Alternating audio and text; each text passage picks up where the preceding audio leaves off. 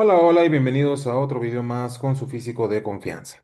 En esta ocasión, pues venimos a tratar de explicar un poquito más sobre unos temas que quedaron en el tintero, un poquito de temas sobre, bueno, relacionados con las nociones que se necesitan previas a entender un poquito de la materia que suele confundir quizás un poco a la gente que se conoce como el cálculo. En esta serie de videos, en esta lista de videos, pues vamos a tratar de estudiar lo que se conoce como precálculo. Nada más que nosotros aquí en este canal, pues vamos a tratar de llevarlo un poquito más relacionado a cuestiones algebraicas, a cuestiones aritméticas, a cuestiones geométricas, más relacionado también con los conceptos estos que se usan mucho en cálculo, que es el concepto de relación y de función. Y en particular, pues el objetivo de esta lista de videos es entender un poquito mejor esas que se conocen como funciones y un poquito mejor también a qué nos referimos, por ejemplo, con la función exponencial, con la función logaritmo. ¿Por qué? Porque normalmente en un curso de cálculo, pues se suele trabajar directamente, al alumno se le suele pedir que derive ciertas funciones que en muchas ocasiones ni siquiera conoce, en muchas ocasiones ni siquiera se las han presentado. Y aquí en esta lista de videos que, como ustedes podrán ver, se conocen como precálculo, pues vamos a tratar de adentrarnos un poquito en este mundito de las matemáticas, tratando de abarcar este tipo de temas que se quedaron en el tintero en la lista de videos de álgebra para entrar a la universidad, de geometría y trigonometría y de geometría analítica. ¿Por qué se quedaron en el tintero? Básicamente porque pues yo me estoy apegando a unos libros de texto que tengo por ahí de nivel preuniversitario, es decir, de nivel media superior. Y pues me di cuenta que al momento de tratar de empezar la lista de videos de cálculo, pues precisamente eso, ¿no? ¿Cómo le digo al alumno, cómo le digo al estudiante, deriva la función logaritmo de tantas cosas si ni siquiera ha manejado en la vida el logaritmo, ¿no?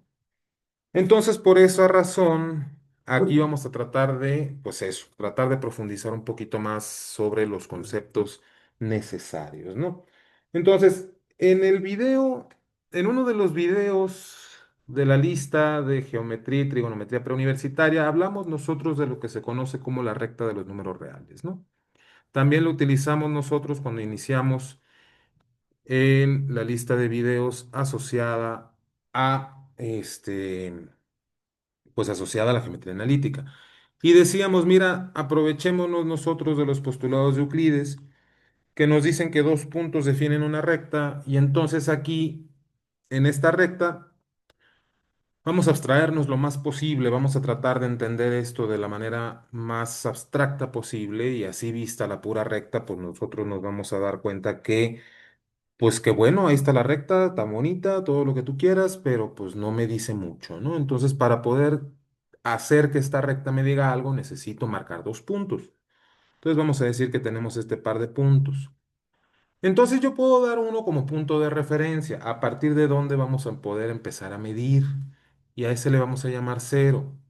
Y necesito otro punto que me diga, pues, qué es lo que estoy midiendo. En otras palabras, cuáles son las unidades de medición, por decirlo de alguna manera, por decirlo en la jerga física, por decirlo en las palabras, en el caló, en los tecnicismos, si ustedes quieren, de la física, que es la cuestión de la medición. Entonces aquí pues necesitamos marcar, por decirlo de alguna manera, una unidad de medida. ¿Por qué? Porque pues podemos decir, oye, este punto morado que tenemos acá, esta marca que tenemos aquí, yo no sé si representa una unidad, si representa tres unidades, si representa cinco unidades, o qué es lo que me representa.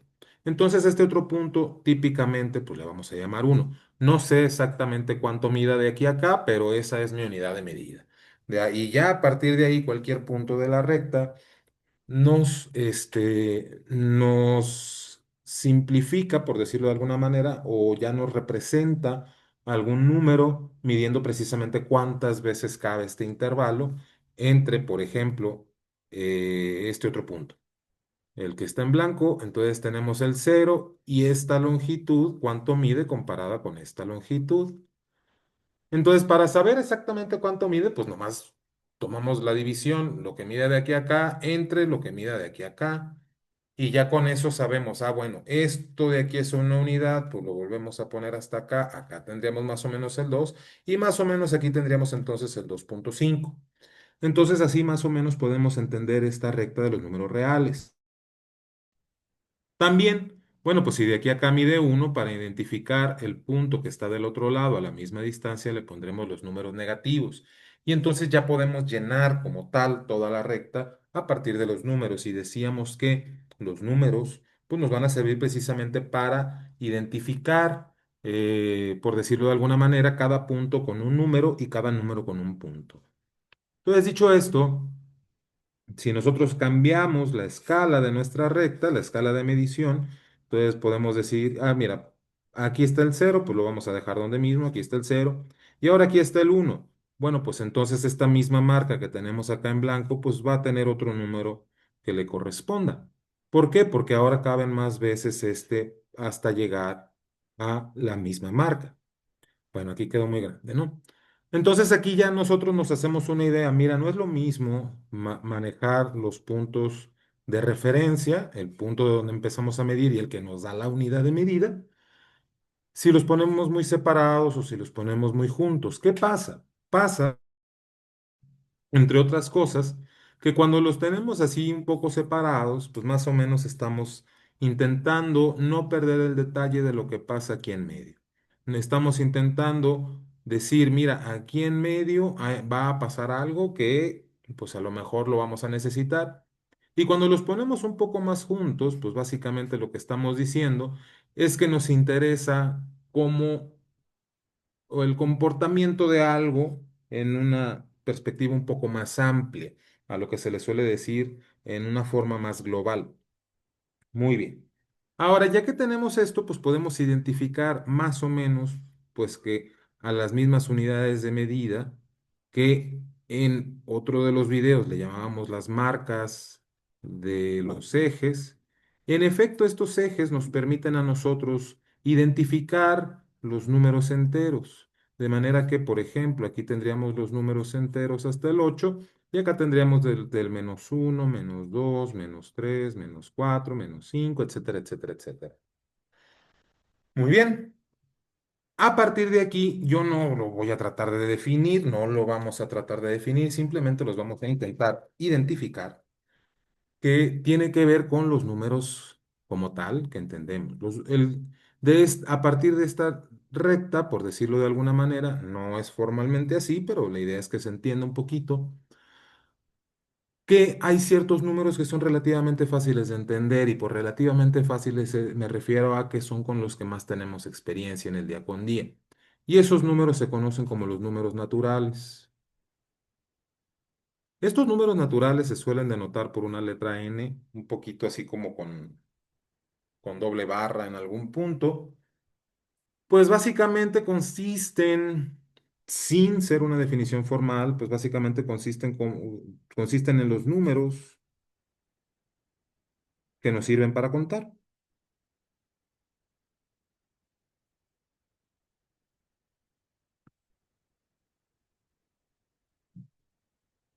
Pero no nos sirven para contar cualquier cosa, nos sirven para contar cosas, objetos que nos da la propia naturaleza.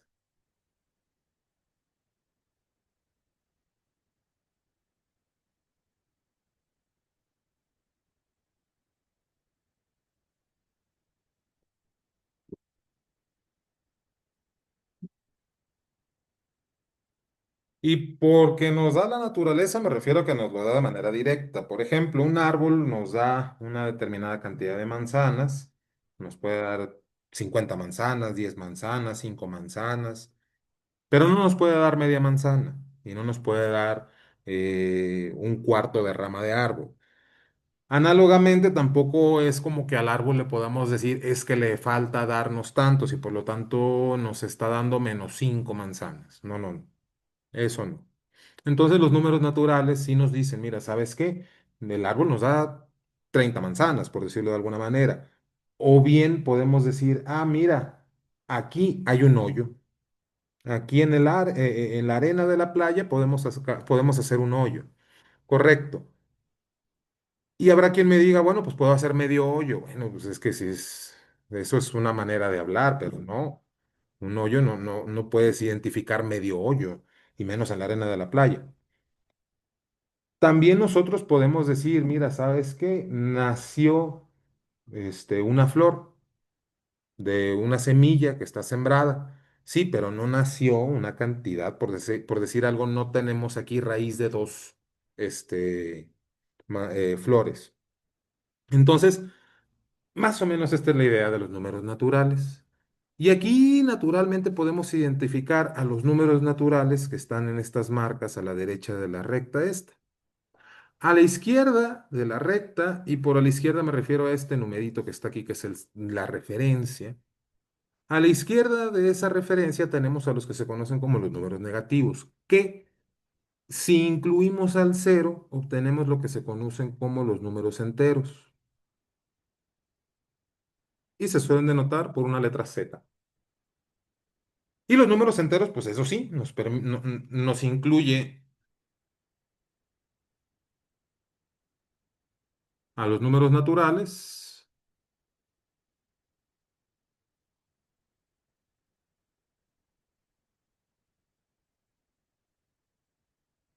al cero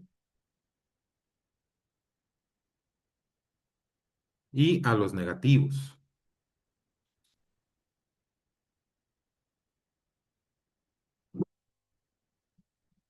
Y aquí voy a hacer una pequeña pausa. ¿Por qué? Porque si se dan cuenta, yo marqué aquí al cero, aparte de los números naturales, y habrá quien me diga, oye, pero pues es que el cero representa nada, ¿no? Representa pues la ausencia de objetos y por lo tanto, si la semilla no dio flor, pues entonces estamos diciendo que nos dio cero flores. Bueno, eso es un debate al que aquí no voy a entrar sobre si el cero es un número natural o no. Simple y sencillamente aquí yo de momento voy a considerar al cero fuera de los números naturales. Y bueno, los números negativos, pues naturalmente el cero es su propio negativo, entonces los números naturales, pues voy a tomar, si tengo al 3 pues al menos 3. Si tengo al uno pues al menos uno. Entonces, usualmente esto lo denotamos nosotros de alguna manera muy específica. Pero esa forma de denotarlo todavía no lo vamos a trabajar porque no vamos a hablar como tal de conjuntos todavía. Entonces, pues ya tenemos más o menos un poquito la noción de lo que son los números enteros y los números naturales. Junto con ellos, aquí en medio, hay puntos que no caen exactamente sobre las marcas. Pueden caer por aquí, por acá, por acá, por acá, etcétera, etcétera, etcétera. Y esos puntos usualmente se conocen como los números racionales. A ver, no todos los que toqué son racionales, lo más probable es que no sean racionales, pero aquí vamos a hablar un poquito de momento de los números racionales que usualmente se identifican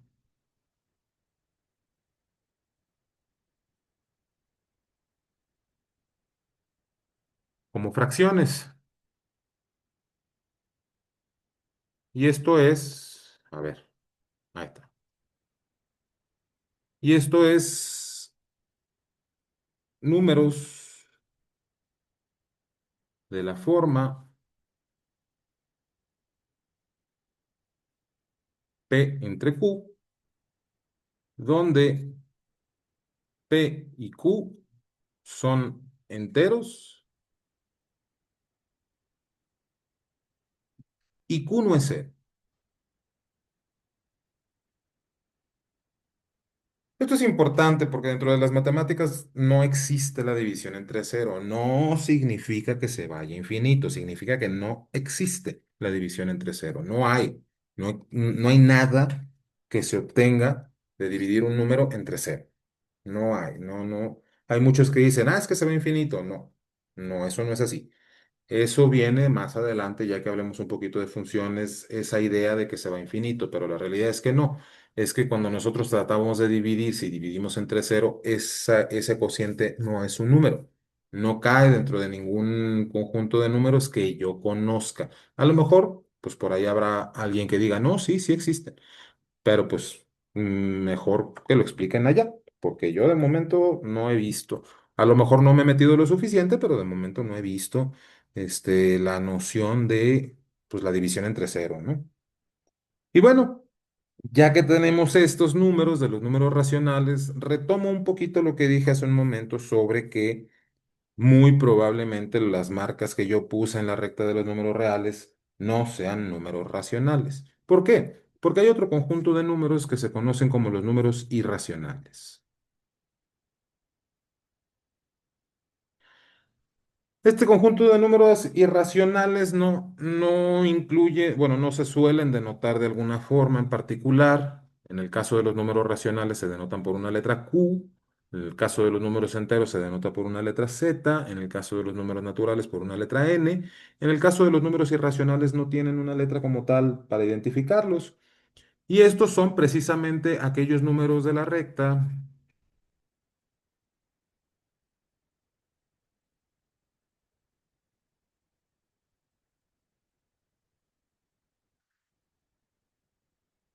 que no son racionales. Es decir, que no se pueden escribir como una fracción. Y entonces,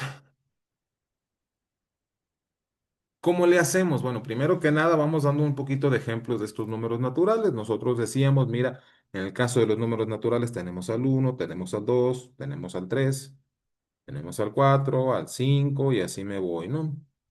Creciendo tanto como uno quiera.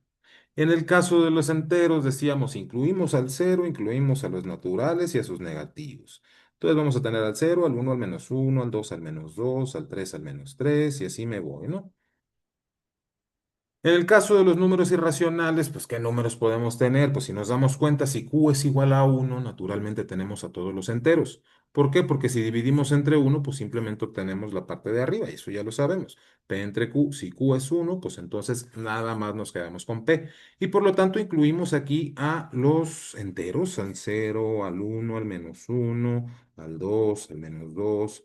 También incluimos a las mitades, por ejemplo, un medio, menos un medio, al 3 medios, a menos 3 medios, y así me voy, y con todas las fracciones, tercios, cuartas partes, quintas partes, etcétera, etcétera, etcétera. En el caso de los números racionales son precisamente aquellos números que no se pueden escribir como números racionales, y entre ellos están, por ejemplo, la raíz cuadrada de muchísimos números naturales.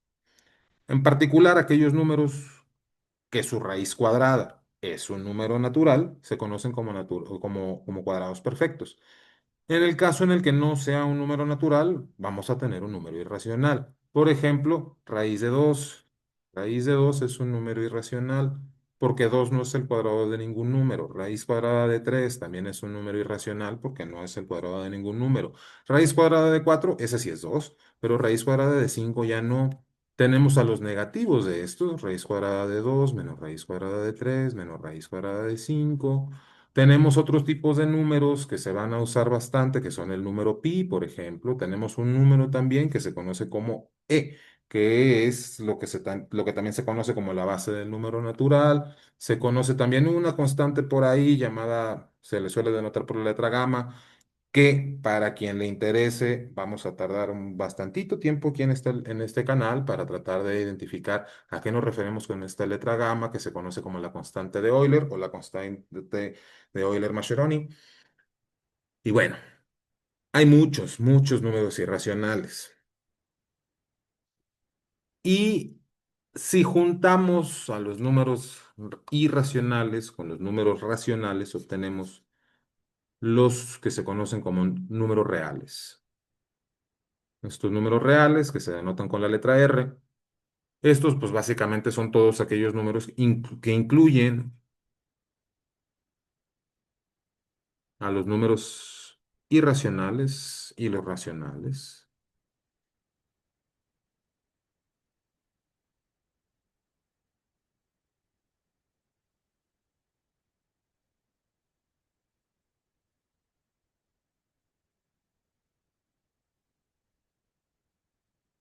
Muy bien.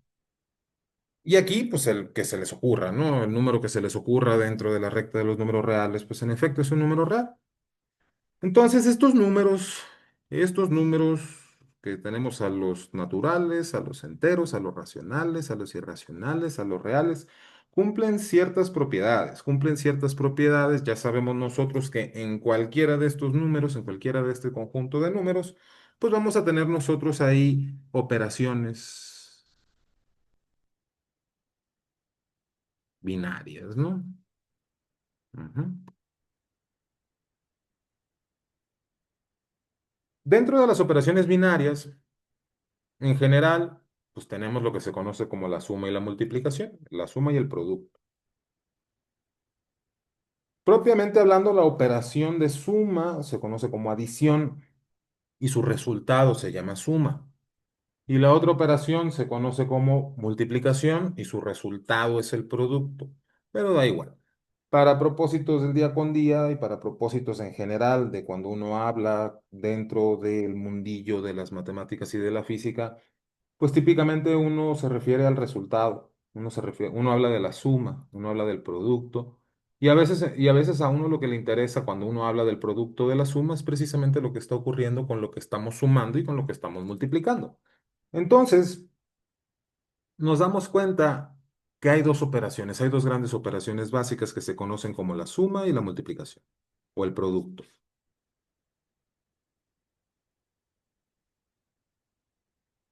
¿Y por qué les digo de estas dos? Bueno, pues precisamente porque en lo que vimos en la lista de videos de álgebra para entrar a la universidad, pues hablamos nosotros de que, mira, ¿sabes qué? Que cuando tú restas un número, por decir algo, restamos 3, en realidad lo que estamos haciendo es sumar menos 3. Y cuando tú divides entre 5, en realidad lo que estamos haciendo es multiplicar por un quinto. Entonces, la operación de la resta y la operación de la división, pues las entendemos como una suma y como un producto, de manera tal que la resta de, por ejemplo, 3 menos 7, pues va a ser 3 al que le vamos a sumar menos 7. Y la división, por ejemplo, 7 quintos, pues en realidad es que al 7 lo estamos multiplicando por un quinto. Entonces, por decirlo, para escribirlo aquí a modo de ejemplo, el 3 menos 7, lo que estamos diciendo es que esto es 3 más menos 7 y 7 quintos, pues decíamos que esto era 7 que lo estábamos multiplicando por un quinto. Y así entendemos más o menos estas operaciones que son la resta y la división. Usualmente al negativo de un número, en este caso al menos 7, se le conoce como el inverso aditivo, porque recordemos que la suma es una adición. Entonces a este se le conoce como el inverso aditivo de 7. Y a este de acá se le conoce como el inverso multiplicativo de 5. ¿Por qué? Porque si, por ejemplo, al menos 7 le sumamos 7, obtenemos 0. Y si al 5 lo multiplicamos por un quinto, obtenemos 1. Y el cero y el uno son números muy importantes dentro del estudio de los números reales.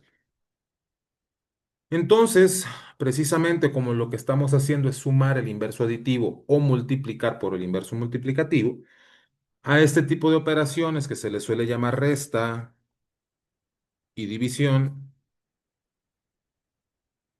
pues se les conocen como las operaciones inversas, en el sentido de que en realidad estamos haciendo la suma de el inverso ante la suma, el inverso aditivo. Y en la división, lo que estamos haciendo al final del día es que estamos tomando el producto del inverso multiplicativo, del inverso ante el producto. Entonces, aquí ya tenemos un poquito de noción y por lo tanto nos quedamos con estas operaciones nada más hasta el momento para entender un poquito de la aritmética de los números, ya sea de los números naturales, de los números enteros, de los números racionales, de los números irracionales o de los reales. Ocurre algo y es que lo siguiente que voy a decir excluyen totalmente los números irracionales porque esos no cumplen muchas cosas. Pero lo que sí cumplen las demás, los números naturales, los enteros, los reales y los racionales, es que estas operaciones son cerradas. Se conoce como la propiedad de cerradura, ¿no? Son cerradas. A ver, voy a poner aquí cerrada y aquí también es cerrada. ¿Qué significa que sea cerrada? Bueno, pues que si yo agarro, por ejemplo, dos números naturales, si los sumo, me quedo en los números naturales. Si yo agarro dos números enteros, los sumo, me quedo en los enteros. Si yo agarro dos números racionales, los sumo, me quedo en los números racionales. Si yo agarro dos números reales, los sumo, me quedo en los números reales. Lo mismo si los multiplico. Si yo multiplico dos números naturales, me quedo en los naturales. Si yo multiplico dos números enteros, me quedo en los enteros. Si yo multiplico dos números racionales, me quedo en los racionales. Si multiplico dos números reales, me quedo en los reales. ¿A qué me refiero con que me quedo? A que el resultado sigue estando en ese conjunto. En el caso de los números irracionales no pasa eso. ¿Por qué no? Bueno, por poner un ejemplo, consideremos raíz cuadrada de 2 y multiplíquenla por sí misma. Entonces raíz cuadrada de 2 por raíz cuadrada de 2 es 2 y 2 ya no es un número irracional, es un entero, es un natural. Consideren ustedes pi y consideren menos pi. Los dos son números irracionales, si los suman les da cero y al darle cero, el cero ya no es un número irracional. Entonces los irracionales no cumplen esta propiedad. Bueno. ¿Qué más cumplen estas operaciones? Bueno, pues la primera es la que se conoce como la propiedad de asociatividad.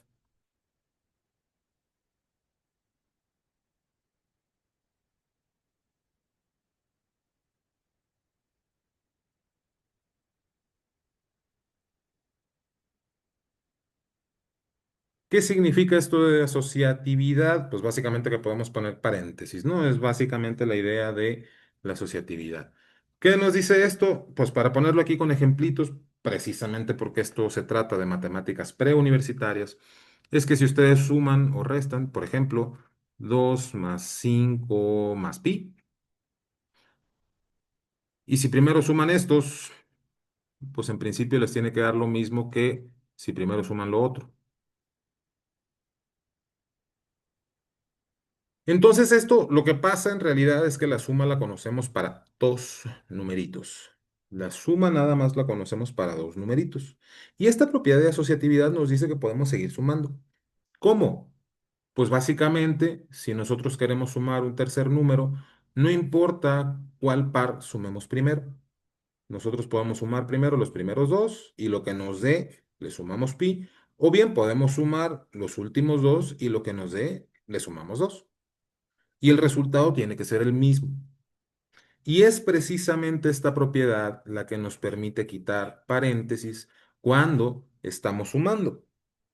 En el caso de la multiplicación es más o menos lo mismo. Podremos pensar nosotros en multiplicar 2 por 5 por pi. Y en principio, primero multiplicar estos dos. Entonces, al multiplicar estos dos, también nos debería dar lo mismo si multiplicamos 2 y lo que nos dé de multiplicar 5 por pi. De manera que da igual si primero multiplicamos 2 por 5 y el resultado lo multiplicamos por pi, o si primero multiplicamos 5 por pi y el resultado lo multiplicamos por 2. Es exactamente igual. Muy bien, ¿qué otra propiedad tienen estas operaciones? Bueno, ahorita, hasta el momento, pues yo me imagino que esto que estamos viendo, pues ha de ser incluso hasta tedioso, ¿no? Porque muchas veces no se les da la importancia que ameritan este tipo de propiedades. La siguiente propiedad también es de suma relevancia y se cumple tanto para la suma como para el producto, que es el caso de que podemos cambiar el orden de lo que estamos sumando y podemos cambiar el orden de lo que estamos multiplicando. A esto se le conoce como conmutatividad.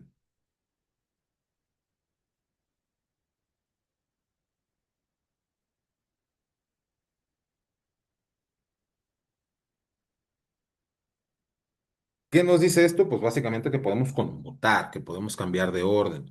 De manera que, manteniéndonos con la misma idea de estos numeritos, de 2, 5 y pi, pues aquí vamos a poder decir, mira, ¿sabes qué? Que 2 más 5 es lo mismo que escribir 5 más 2.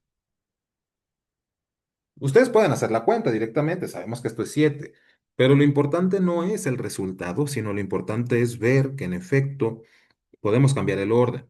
Y en el caso acá de la multiplicación, pues pasa más o menos lo mismo, multiplicando 2 por 5.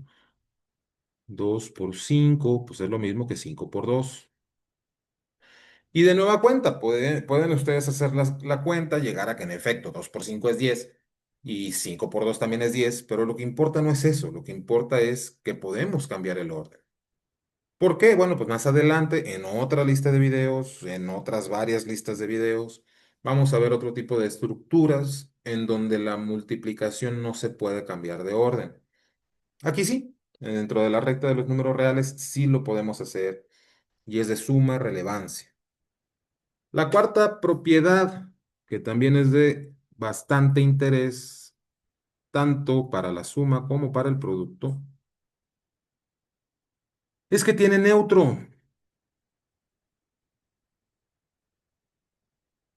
Y en este caso, para el caso de la suma, pues se conoce como neutro aditivo. Y acá en el caso del producto también tiene un neutro, que como se podrán imaginar, se conoce como neutro multiplicativo. O neutro ante la suma y neutro ante el producto, como ustedes le quieran llamar. ¿Qué es eso? Pues que hay un numerito por ahí, en el caso de la suma, que conocemos normalmente como cero, al que si le sumamos lo que sea, podemos pensar en el 5. Da igual si se lo sumamos por un lado o se lo sumamos por el otro lado, precisamente por la propiedad que acabamos de ver de conmutatividad, esto tiene que seguir siendo el mismo número. Si yo le sumo cero a algo, no lo va a cambiar. Y acá en el caso de la multiplicación, pues es el uno, ¿no? Uno por el numerito que ustedes quieran, llámenle 5 si quieren, pues esto va a ser 5 por uno también, y es igual a 5. Y de nueva cuenta, ustedes podrán decir, es que parece ocioso, parece que estás perdiendo tiempo así nada más porque sí, para decirnos cosas, pues que son muy elementales. Y sí puede ser, pero son tan elementales que en muchas ocasiones se olvidan. Y son tantas las ocasiones en las que se olvidan que en muchos casos del estudio de las matemáticas y de la física, esto de que el cero más lo que sea nos da ese lo que sea y que uno por lo que sea nos da ese lo que sea, ese concepto muchas veces da la respuesta de muchos problemas. Como nosotros vimos, por ejemplo, en el caso de álgebra para entrar a la universidad, cuando queríamos resolver la ecuación de segundo grado, veíamos nosotros que teníamos que sumar un cero, pero ese cero lo queríamos de una forma muy específica y lo queríamos de una forma muy específica que nos completara el cuadrado. De hecho, también en los últimos videos que vimos nosotros de geometría, de geometría analítica, donde estuvimos trabajando mucho con cónicas, la gran mayoría de los problemas que vimos nosotros se reducía a completar cuadrados y completar cuadrados al final del día era sumar y restar una misma cantidad. ¿Pero por qué sumar y restar una misma cantidad? Pues porque sumando y restando la misma cantidad obteníamos el cero que estábamos pidiendo. Y esa precisamente es la quinta propiedad de estas dos operaciones. La quinta propiedad de estas dos operaciones en el caso de la suma es que todo tiene inverso aditivo.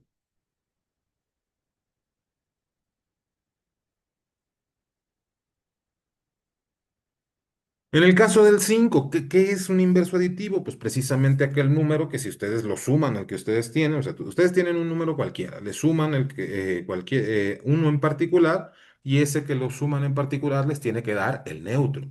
Por eso se conoce como inverso, porque lo regresa al neutro. Y entonces aquí, en el caso del 2, por ejemplo, si nosotros le sumamos -2, da igual de qué lado lo sumen, esto tiene que ser cero. Y cualquier número que ustedes agarren, llámese pi, llámese llámese raíz de 7, siempre va a estar el negativo. En el caso de los números naturales ya no tenemos esto naturalmente, ¿no? O sea, en el caso de los números naturales necesitamos estos negativos para poderlos tener. Entonces los números naturales no tienen inverso aditivo, en el caso de los enteros sí, y en el caso de los racionales y en el caso de los reales. Y vamos a quitar también para la propiedad 5. Pero para la multiplicación, vamos a quitar ahora los enteros porque también necesitamos los inversos multiplicativos. Si no es cero, todo número tiene inverso multiplicativo.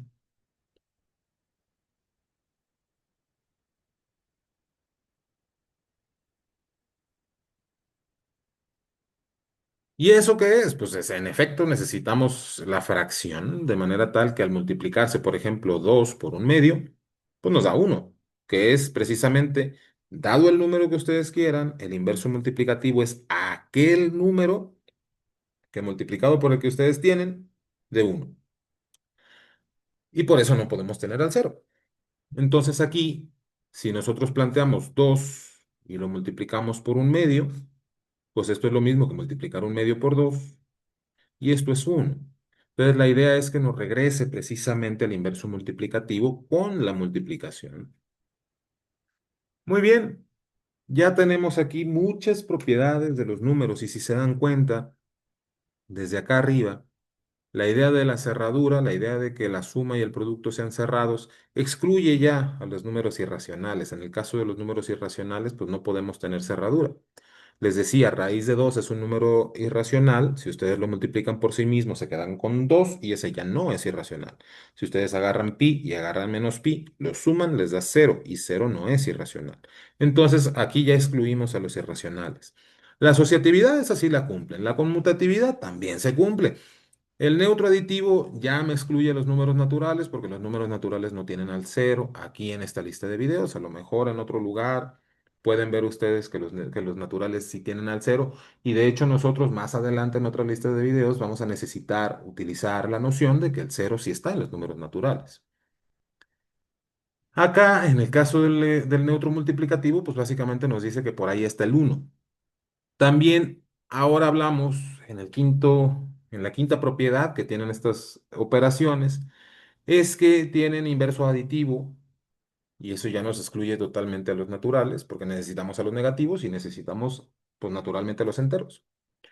Y para la multiplicación, entonces necesitamos no solo a los enteros, necesitamos ya directamente tener todas las fracciones para poder hablar de inverso multiplicativo. Y si aquí queremos meter a todos los números reales, pues en los números reales también hay inversos multiplicativos, salvo el cero. Y ya que tenemos más o menos esta idea de, de las propiedades que tienen estas operaciones, pues entonces nosotros tenemos por ahí una propiedad que incluye a ambas operaciones, y esa propiedad se conoce como la distributividad.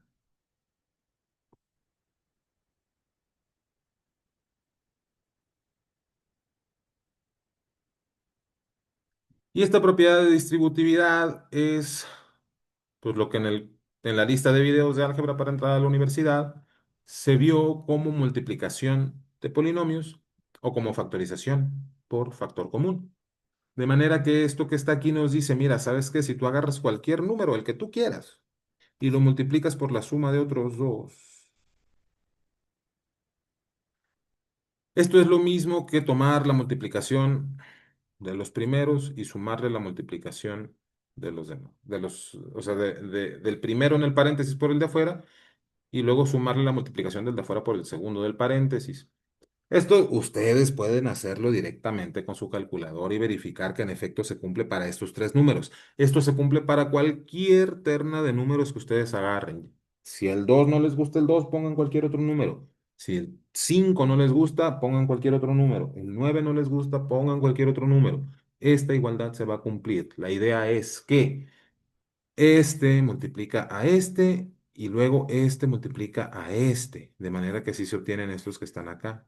Ese punto en medio es una multiplicación, no es un punto decimal.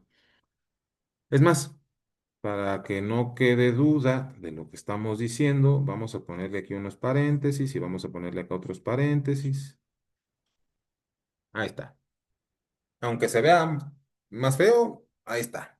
Entonces, básicamente esto nos dice que podemos nosotros hacer la multiplicación par por par, obteniendo esto y esto, o bien podemos hacer primero la suma de 5 más 9 para obtener 14 y eso multiplicarlo por 2.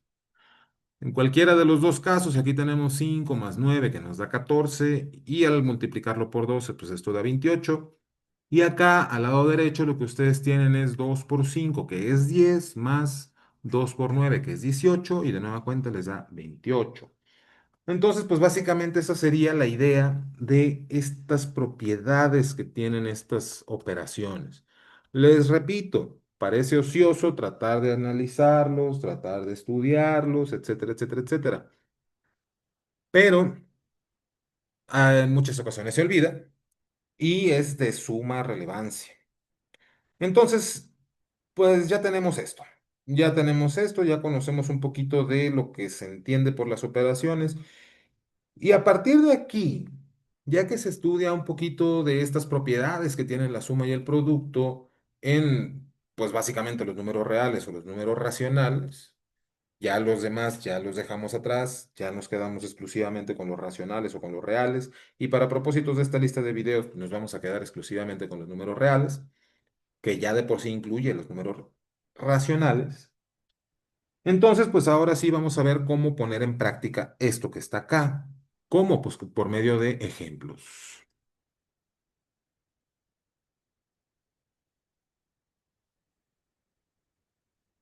El primer ejemplo nos dice que un cuerpo se mueve con una determinada velocidad y la física nos dice que por el hecho de tener una determinada velocidad, pues es necesario,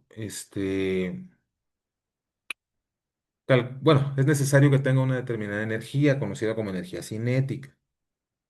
Entonces, nosotros nos dan la masa y nos dan la velocidad para poder, pues, hacer el cálculo de la energía. Y para poder hacer ese cálculo de energía, nos dicen, mira, la masa es tanto, la velocidad es tanto, es decir, tiene una masa en el primer ejemplo, tiene una masa de 2,5 kilogramos, tiene una velocidad de 3,2 metros por segundo. Y la energía cinética está dada por la ecuación 1 medio de mv cuadrado. Y nos piden calcular la energía cinética. Bueno, directamente con las operaciones que nosotros conocemos, así tal cual, pues les tendría que decir que no lo podemos calcular, porque aquí tenemos un numerito elevado al cuadrado y no hemos visto estas potencias. Pero, pues se espera que ustedes sepan que b cuadrada, pues es lo mismo que b por d. Entonces, es básicamente esa noción. Entonces aquí nosotros vamos a plantear, ok, pues ya tenemos la masa, ya tenemos la velocidad, pues nada más sustituimos acá. Y esa es precisamente la idea. Entonces tendríamos nosotros que la energía cinética, pues va a estar dada, en este caso, por 1 medio de 2,5, a ver, de 2,5 kilogramos por 3,2 metros por segundo al cuadrado, metros sobre segundo al cuadrado, si ustedes quieren verlo así. Y a ver, la noción de este ejercicio la entiendo. Entiendo que se busque plantear la idea de la jerarquía de las operaciones, pero no hay. Es un constructo bastante, ¿cómo decirlo? La idea de la jerarquía de las operaciones es una idea que se plantea para tratar de simplificar las cuentas que se quieren calcular. Sin embargo, aquí, pues como les decía, esto que está aquí, que es 1 medio de 2,5 kilogramos, este 3,2 al cuadrado lo que significa es que tengo que multiplicar 3,2 metros por segundo por 3,2 metros por segundo. Y ya. Entonces hacemos la multiplicación o si quieren ustedes elevar al cuadrado, da exactamente igual.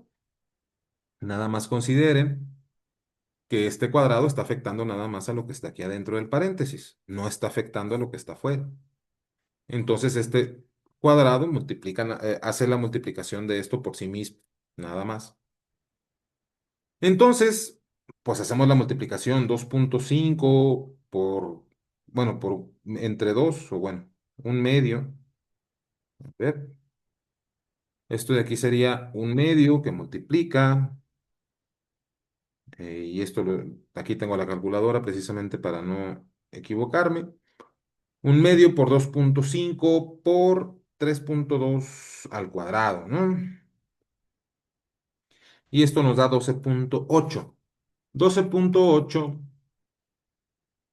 Y aquí le podríamos dejar nada más directamente la unidad de la energía, pero, a ver, se está multiplicando. Tenemos aquí kilogramo, tenemos aquí metro, tenemos aquí metro, tenemos aquí segundo, tenemos aquí segundo. Al final del día, pues estas letras que aparecen por aquí, pues son letras que tienen alguna significancia, ya sea física, ya sea matemática. Y como tal se trabajan, es decir, se trabajan tal cual como variables algebraicas. De manera que, estrictamente hablando, pues esto me quedaría como kilogramo que multiplica a metro por metro entre segundo por segundo. Entonces sería metro por metro, me quedaría metro cuadrado, sobre segundo por segundo, que me quedaría segundo al cuadrado. Y esto de aquí, pues en efecto son 12,8 joules. Muy bien, ese es el primer ejemplo que nos dan aquí precisamente para hacer las cuentas. Y aquí, pues básicamente es la noción de cómo hacer el desarrollo. No es, déjenme checar otra vez a ver si cometí algún error por aquí.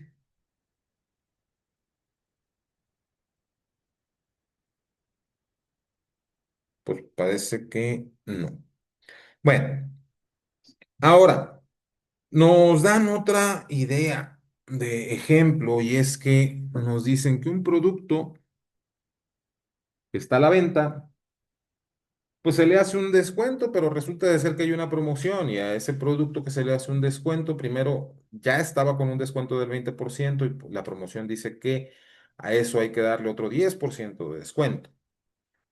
Y entonces aquí la idea es, bueno, si el producto, vamos a poner aquí un producto, una caja, no sé,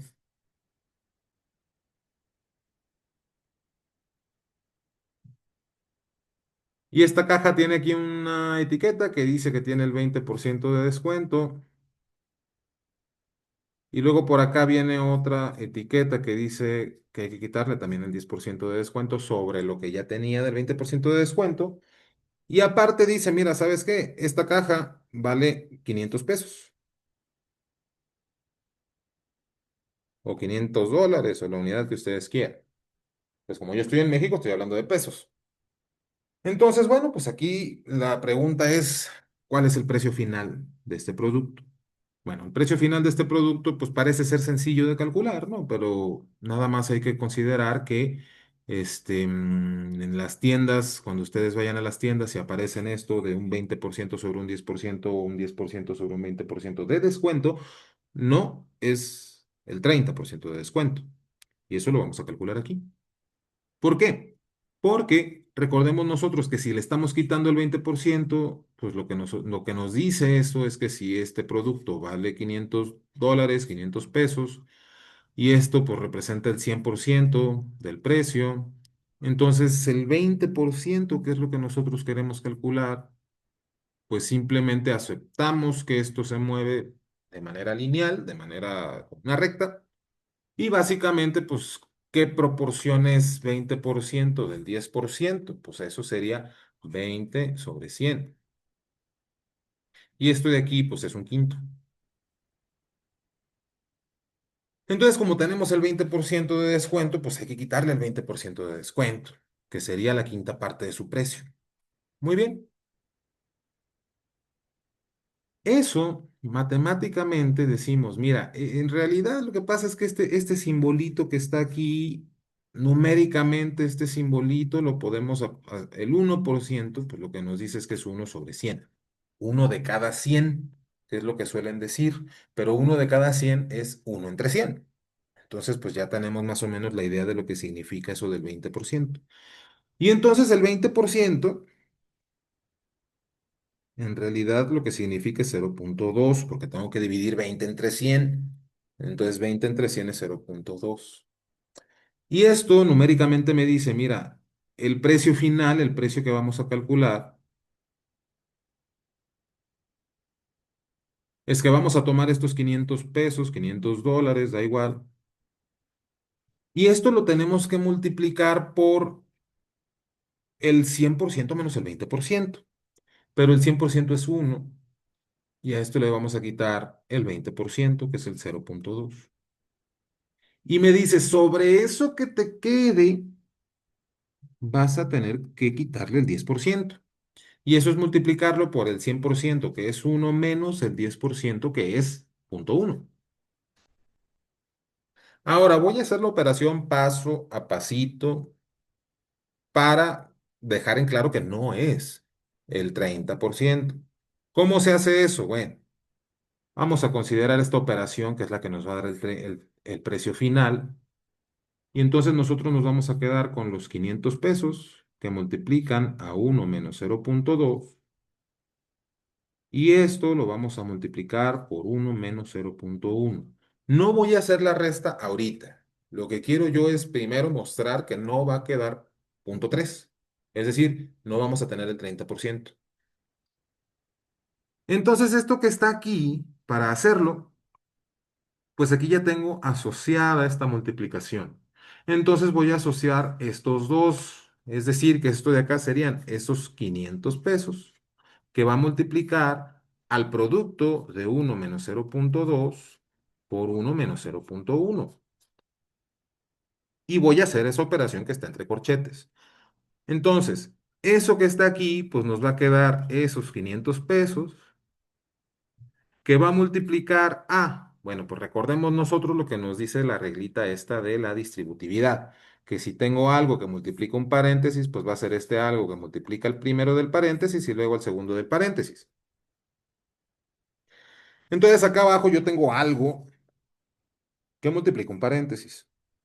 Y entonces va a ser este algo que multiplica este del paréntesis y luego que multiplica este otro del paréntesis. Y entonces, esto de aquí sería uno menos 0,2 que multiplica a uno más, y esto de aquí sería uno menos 0,2 que multiplica a menos 0,1. Y aquí ya estamos considerando que esto de aquí es más menos 0,1 para quedarnos con la pura suma. ¿Por qué? Porque, bueno, es más, lo voy a escribir. Voy a poner un paso intermedio aquí para que quede un poco más claro. Aquí ya utilizamos nosotros la idea de de la asociatividad, ¿no? ¿Por qué? Porque asociamos de forma distinta el producto. Y esto que está aquí, pues serían los 500 pesos que multiplica a. Y aquí yo, pues en efecto, yo lo que quiero es utilizar la distributividad, pero la distributividad me dice nada más para la suma. Estrictamente hablando, la distributividad, y aquí lo voy a poner en morado, me dice que A que multiplica B más C es A por B más A por C. Para cualquier número A, cualquier número B y cualquier número C. Pero entonces esto nada más me vale para la suma. Como nada más me vale para la suma, pues lo que voy a hacer es que lo voy a escribir como una suma, el que está a la derecha, porque también la distributividad me aparece a la derecha. Entonces aquí me va a quedar uno menos 0,2 que multiplica a uno más menos 1, menos 0,1. Y entonces sí, ya podemos hacer la operación. De manera que estos serían los 500 pesos que multiplica a uno menos 0,2 por uno más, y aquí voy a tener uno menos 0,2 por menos 0,1. Muy bien, ahora necesito volver a utilizar la distributividad, pero aparte voy a utilizar otra propiedad, que es precisamente la propiedad esta que tenemos acá del neutro multiplicativo. El neutro multiplicativo me dice que uno por lo que sea es ese lo que sea. Y aquí yo tengo una multiplicación por uno. Aquí yo tengo una multiplicación por uno. De manera que este uno pues va a quedar como tal.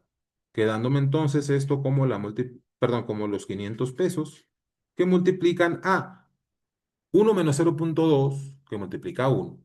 Y como el uno es neutro multiplicativo, me queda directamente el uno menos 0,2. Y luego acá voy a obtener uno más menos 0,2 que multiplica a menos 0,1. Y acá voy a volver a utilizar la distributividad. Oye, pero es que la distributividad me dice que la suma tiene que quedar a la derecha. Sí, pero también tenemos esa otra propiedad que me dice que en el caso de los números reales puedo cambiar el orden. Puedo cambiar el orden de la multiplicación. Entonces da igual si está a la derecha o está a la izquierda. Muy bien. Entonces aquí lo que me va a quedar es este que multiplica a este, luego este que multiplica a este. Perfecto. Esto de aquí va a ser los 500 pesos que van a multiplicar a uno menos 0,2 más, y me va a quedar en efecto este por este, uno por menos 0,1 más, y me va a quedar aquí menos 0,2 que multiplica a menos 0,1. Y ahora hacemos estas multiplicaciones. De nueva cuenta tenemos por aquí un uno que multiplica algo. Pues me va a quedar nada más este algo porque el uno no hace nada cuando multiplica. Entonces esto que está aquí van a ser los 500 pesos que multiplica a uno menos 0,2 y luego me queda menos 0,1, bueno, más menos 0,1, pero habíamos dicho nosotros que más menos 0,1 pues es lo mismo que restar el 0,1. Entonces esto sería menos 0,1 y acá obtenemos esta multiplicación que no estamos volviendo a empezar todos los temas, así que asumo que ya conocen las leyes de los signos y por lo tanto tenemos menos por menos es más, por más es más, por lo tanto esto me queda como más 0,1. Y aquí aparece algo interesante, que es lo que les decía. Ah, espérenme tantito. Esto no es cierto. Esto de acá es 0,2 que multiplica 0,1. 0,2 por 0,1 es 0,02. Ahora sí, es donde aparece lo interesante. ¿Por qué? Porque aquí, si nosotros hacemos la cuenta de esto que está aquí, pues van a ser los 500 pesos que van a multiplicar a uno menos. Y aquí tengo menos punto 2 menos punto uno pues me va a aparecer por ahí menos 0,3 más 0,02. ¿Qué es lo interesante que está aquí? Lo interesante es que este 0,3 me representaría el 30%, pero le estoy agregando acá un 0,02 que me representa un 2%, de manera que el total no es el 30% de descuento, es menos. En efecto, esto que está aquí, numéricamente, si yo sigo manteniendo la noción del porcentaje, esto es uno menos 0,28. Si yo sigo manteniendo los decimales aparte, menos 0,3 más 0,02 nos da menos 0,28, lo que nos representa que en realidad el 20% sobre el 10% o al revés, el 10% sobre el 20% de descuento no es el 30%, es el 28%. Entonces, pues de entrada les digo, no, no, no, cuando ustedes les digan, no, es que es el 20 sobre el 30, no, no están ustedes descontándoles el 50%, les están descontando menos. Pero sepan que sí es un descuento más grande que el 20% que les habían dicho. Entonces, en este caso, por ejemplo, si hubiéramos creído que era el 30% y si en realidad hubiera sido el 30%, entonces aquí aparecería punto 3, pero no aparece punto 3, aparece punto 28. Entonces, en realidad lo que tenemos es un descuento del 28%. Y entonces, como tenemos un descuento del 28%, pues básicamente lo que nos tocaría pagar aquí sería el 72%. En efecto, pues eso es relativamente fácil de ver. ¿Por qué? Porque uno menos punto 28, pues es 0,72. Entonces, esto sería, a ver, no es una flecha, yo no quiero una flecha, yo quiero un igual. Esto serían 500 pesos que multiplican a 0,72.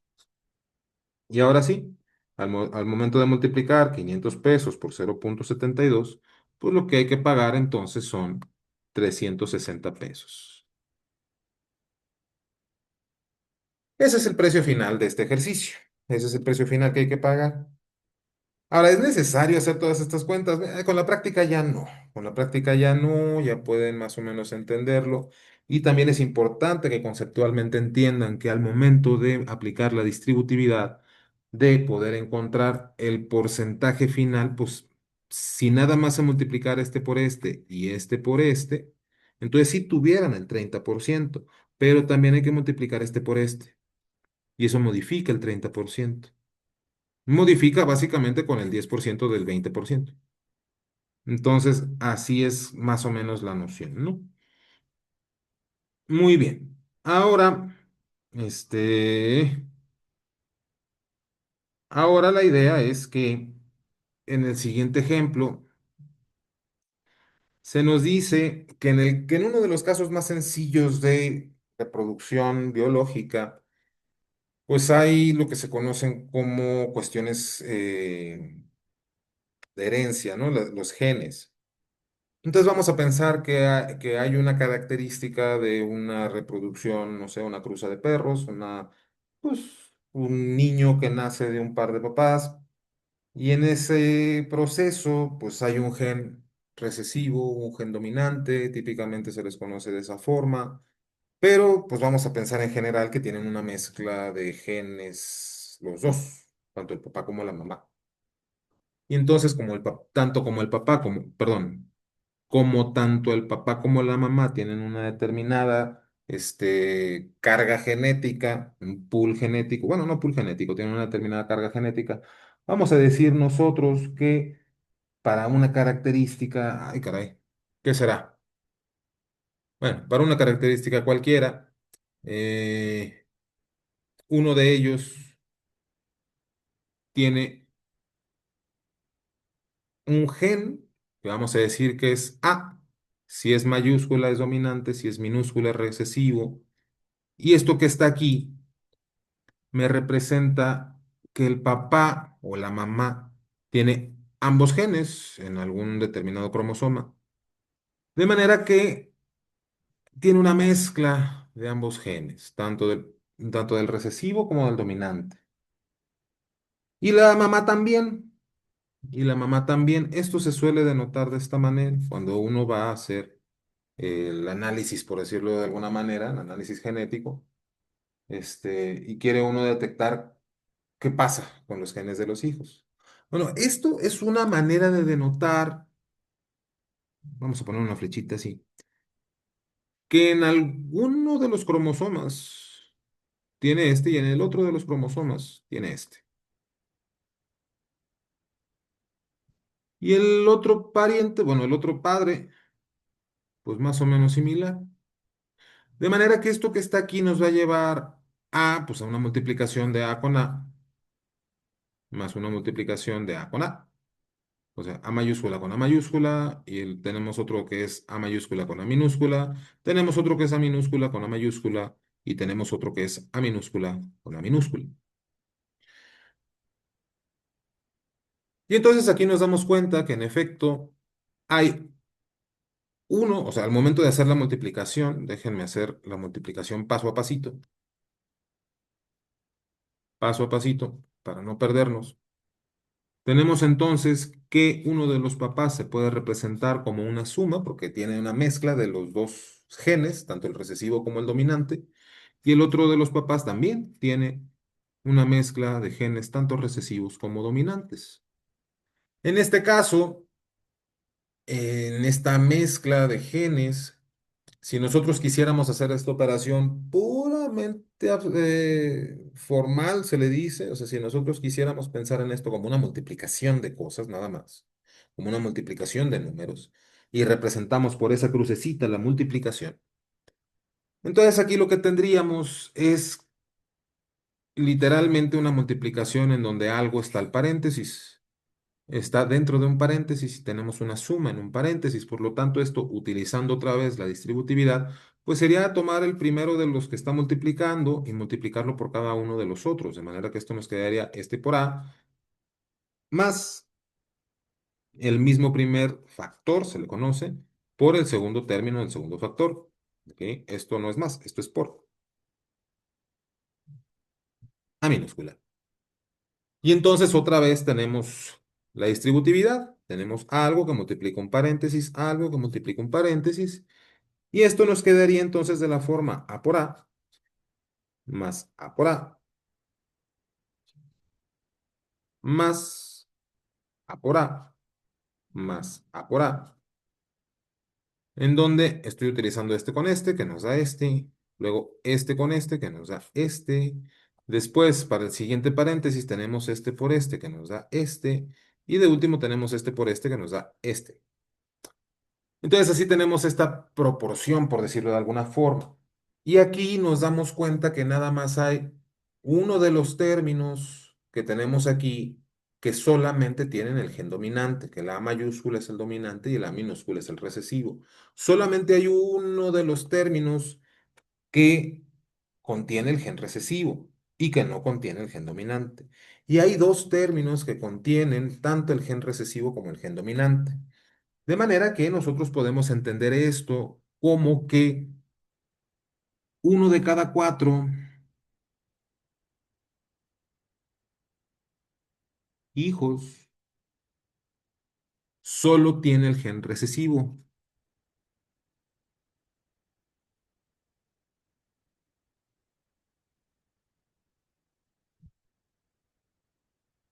Tenemos también que uno de cada cuatro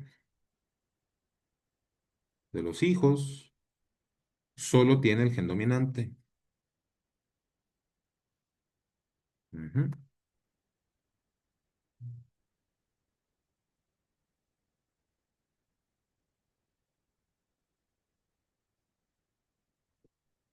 Estas serían las conclusiones de esta simple cuentita, ¿no? También entendemos nosotros que dos de cada cuatro hijos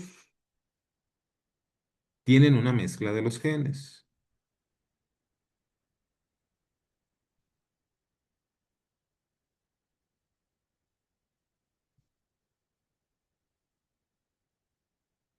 ¿Qué más? Pues naturalmente, como A mayúscula es el dominante y A minúscula es el recesivo, pues aquí nos damos cuenta que en estos tres es mucho más probable que aparezca el gen dominante. Por eso se le llama dominante. En el primero va a aparecer, va a ser aparente que tiene ese gen, y en los otros, pues sí, es mucho, mucho más probable que aparezca. De manera que podemos pensar que en tres de los hijos se va a notar el gen dominante y solamente en uno se va a notar el gen recesivo porque solamente uno no contiene el gen dominante.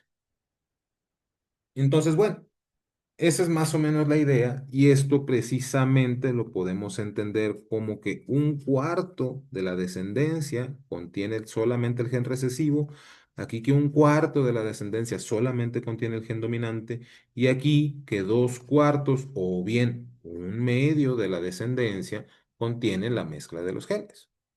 Y entonces nos podríamos preguntar, bueno, a las cuántas veces que uno esté, o bueno, a las cuántas generaciones, por ejemplo, si nosotros, este es un ejemplo clásico de precisamente de problemas de herencia. Si nosotros partimos de que esto se cumple y de que todo esto se cumple, entonces vamos a tomar a los descendientes, ¿ok? Vamos a decir, acá hay una familia, acá hay otra familia, allá hay otra familia, allá hay otra familia, da igual. Tenemos aquí una pareja, acá otra pareja, acá otra pareja, acá otra pareja, etcétera, etcétera, etcétera. Y tenemos un gen dominante y un gen recesivo, y tenemos otro gen dominante y otro gen recesivo. Y entonces esas parejas tienen descendencia. Y de la descendencia quitamos al que evidentemente tiene el gen recesivo. Nos quedamos exclusivamente con los genes dominantes, con los que aparezcan con el gen dominante. Entonces quitamos este. Y entonces a esta generación, pues vamos a tomar ahora otra pareja. De la siguiente generación tomamos otra pareja y excluimos a los que tienen el gen recesivo y nos quedamos solamente con los genes dominantes. Y así nos damos una y otra generación. A las cuantas es más probable tener solamente genes dominantes que genes recesivos. Y eso se vuelve un problema un poquito interesante. Y se vuelve un poquito interesante conforme van avanzando precisamente las ideas en cuestiones de herencia. Entonces, pues hay otro ejercicio propuesto sobre cálculo de precios finales, pero pues me parece que hasta aquí estaría pues la noción, ¿no? De esta cuestión de los números reales, de estas propiedades de los números reales, que me parece de suma relevancia que sea entendido para poder entender un poquito más allá sobre funciones, sobre relaciones y sobre pues lo que vamos a estar viendo de manera general. Espero que les haya gustado este video. Si fue así, por favor, deja tu like, suscríbete al canal y activa la campanita de notificaciones para que no te pierdas ninguno de los próximos videos. Si conoces a alguien que esta información le pueda gustar, le pueda servir, le pueda ayudar, le pueda, lo que sea, con toda la confianza compártelo. Así nos ayudas a ayudarle a esa persona o simplemente a, pues, a que nos ayudas también a que la misma plataforma pues nos recomiende a más personas que a lo mejor tienen estas mismas dudas, que a lo mejor tienen curiosidad por entender este tipo de temas y pues también nos ayudas a ayudarle un poquito, a entender un poquito de estas cuestiones. De nueva cuenta, pues si tienes alguna duda, queja, aclaración, sugerencia, comentario, lo que tú quieras, aquí abajo en la caja de comentarios, estaremos leyendo con mucho gusto y estaremos nosotros pues dispuestos a responder en futuros videos. Yo creo que tan pronto como nos enteremos. Muchas gracias por su atención y nos vemos en un próximo video. Chao, chao.